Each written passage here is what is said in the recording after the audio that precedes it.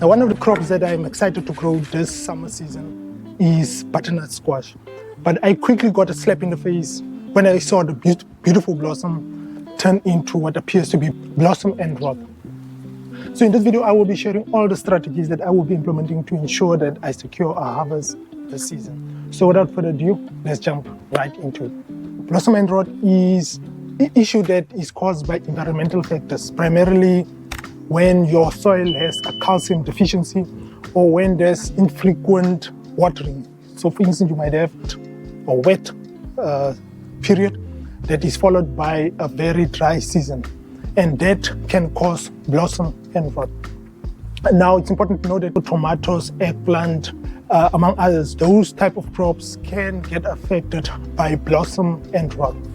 Now, the solution to blossom and rot is to first do a soil test to determine what is the pH levels, and if the pH levels are low, then you can use lime to treat, to add to your soil, or you can add gypsum in the event where you find that your soil has a calcium deficiency but does not have very low pH levels. But after some more research, it appears that I might have poor pollination. So the issue that is causing my butternut not to fruit adequately could be a result of poor pollination. So for now, I have decided to go to a nursery and just to get some flowers that can attract pollinators to my garden. In addition to this, I'm also thinking of doing some hand pollination to ensure that I can secure a harvest in the season. If the problem persists, I will probably move on and see and treat it probably with some lime just to increase my calcium. Now, in addition to blossom and rot and poor pollination, one of the things that can also wreak havoc on your butternut squash is the fruit fly. Now, in Southern Africa, there are primarily 3 species of fruit flies. You have the Natal fruit fly, the Mediterranean fruit fly, as well as the mango fruit fly. The fruit fly can actually cause great damage to your squash or your other fruits, especially when the female lay their eggs underneath the skin of the ripe fruit or the ripening fruit, and then the larva will then tunnel into your fruit and cause your whole fruit to decay.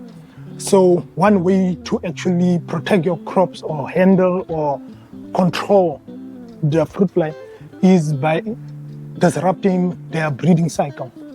So one of the ways to do that is to implement traps. So I managed to get a trap from Living Seeds. Yeah, and the way it works is it has a bottom end that is yellow, then it has a lid, and you also get a hanger. Now the way this trap works is there is a lure that you just drop into this yellow container, and what this will do, it will attract all the male fruit flies, and it will remove it from your environment, which will then disturb the breeding cycle of the fruit fly, which means there will not be a lot of males in the environment for the fruit fly to reproduce. So I'm planning to use this just to protect my crops, because 2 years ago I planted some butternut squash and they got seriously affected by the fruit fly. But this year I want to be proactive and just put this trap in place. And good practice is to check this trap every 7 days. And if you find a lot of fruit flies, it will be advisable then to install another trap. But these are some of the things that I will be doing to secure a harvest this season. So I'm hoping you are doing well. I'm wishing you well for the rest of the growing season, and I will then see you in the next one. Keep on sowing and growing. Cheers.